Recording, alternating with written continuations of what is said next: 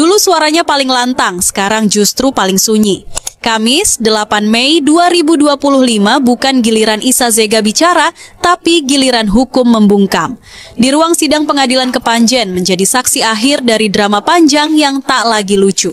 Selebgram transgender Isa Zega resmi dijatuhi vonis 3 tahun 6 bulan penjara dan denda 10 juta rupiah atas kasus pencemaran nama baik terhadap Shandy Purnamasari. Dengan pidana penjara selama 3 tahun dan 6 bulan dan denda sejumlah 10 juta rupiah.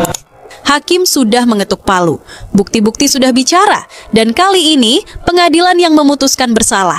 Isa Zega sendiri memilih diam dan tidak akan mengajukan banding, seolah semua amunisi sudah habis atau mungkin karena memang sudah tak bisa dibantah lagi. Saya bilang sama pengacara saya percuma banding, karena ini bukan markas saya, ini bukan wilayah saya. Jadi sebenarnya percuma banding, saya sangat pesimis dan tidak optimis. Hukum sudah berdiri tegak, tidak pandang bulu, tak peduli seberapa viral, seberapa sensasional, yang salah tetap harus mempertanggungjawabkan perbuatannya. Dulu mulutnya bebas, sekarang langkahnya dibatasi jeruji. Dari ujaran kebencian ke sanksi, Isa Zega resmi menerima akibatnya. Semoga ini jadi pelajaran bagi semua bahwa hukum bukan tontonan dan lidahmu bukan bebas sebebas itu.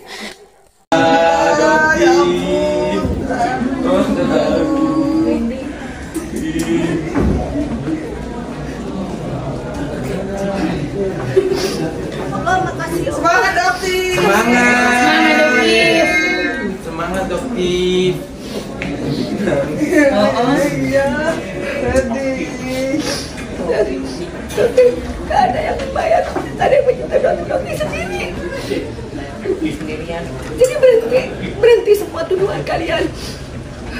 Doktif cuma ingin masyarakat mendapatkan skincare yang memang berkualitas. Jangan ada lagi pembodohan, marketing bodoh, marketing kotor yang selama ini owner skincare tukang flexing melakukan itu. Stop. Masyarakat bukan uang masyarakat, bukan untuk kalian peras. Mereka mendapatkan uang itu dengan susah payah. Mereka ingin mendapatkan skincare yang berkualitas. Jadi di sini tujuan itu cuma satu.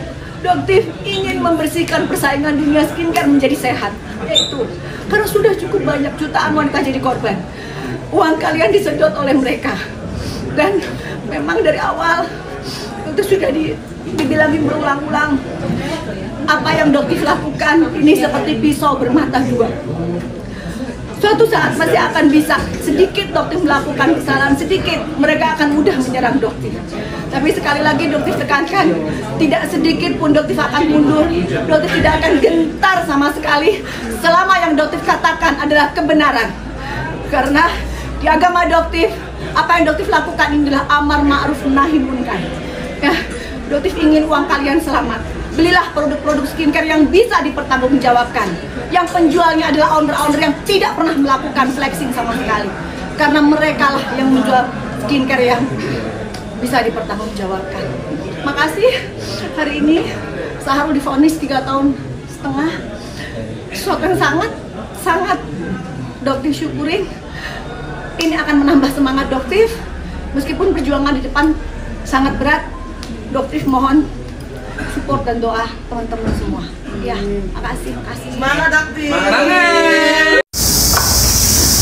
Nggak usah tanya pendapat aku tentang vonis Isa Zega, aku sudah tebak. Ada hukum Allah yang lebih adil. 3 tahun 6 bulan. Mantap. Bawa anak lagi deh. Tali Oki juga emosian mulu sama kita. Masa diem-diem kita diginiin, dipakyuin. Hari ini sidang putusan Isa Zega akhirnya digelar. Menjatuhkan pidana kepada terdakwa tersebut. Oleh karena itu, dengan pidana penjara selama 3 tahun dan 6 bulan dan denda sejumlah 10 juta rupiah. Apabila denda tersebut tidak dibayar, maka akan diganti dengan pidana kurungan selama 2 bulan.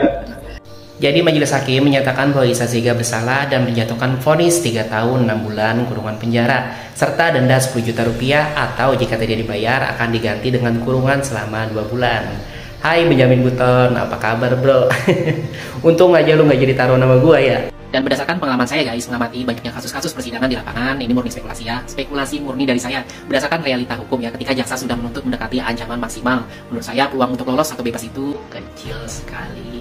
Selanjutnya ini prediksi saya ya. Iza Zega kan dituntut 5 tahun ya, dari maksimal 6 tahun. Maka menurut saya kemungkinan putusan akhir akan berkisar di sekitaran 3 hingga 4 tahun. Nah, ini tergantung juga ya bagaimana sikap dan argumen pembelaannya nanti. Kalau hakim. Nah, seperti yang pernah saya prediksi minggu lalu ya guys, tepat setelah sidang tuntutan, saya pernah menyampaikan bahwa kemungkinan vonis Iza Zega akan berada di kisaran 3 hingga 4 tahun penjara. Dan hari ini bisa dibilang prediksi itu akurat lah ya. Tentu ini bukan soal saya merasa paling tahu atau mendahului kehendak Tuhan ya guys. Tapi semua yang saya sampaikan berdasarkan realita hukum di lapangan. Dari pola-pola vonis sebelumnya ya, fakta di persidangan hingga bagaimana pasal-pasal diterapkan. Saya memang bukanlah praktisi guys, tapi pengalaman dan logika hukum saya insya Allah bisa dipertanggungjawabkan. Iza Zega masih punya ruang untuk banding, kasasi atau bahkan peninjauan kembali di Mahkamah Agung. Tapi apapun langkah lanjutnya, semoga ini menjadi pelajaran penting bagi kita semua bahwa dalam bermedia sosial, bijak bernarasi itu bukan pilihan tapi kewajiban. Dan jujur ya guys, saya merasa bangga menjadi bagian dari netizen yang turut mengamati proses hukum ini secara kritis. Ini bukan soal bersukacita karena Iza Zega dihukum, tapi lebih kepada rasa puas dan bangga. Karena analisa kita bersama kali ini bisa dibilang akurat dan tepat sasaran. Sampai jumpa di analisa hukum selanjutnya.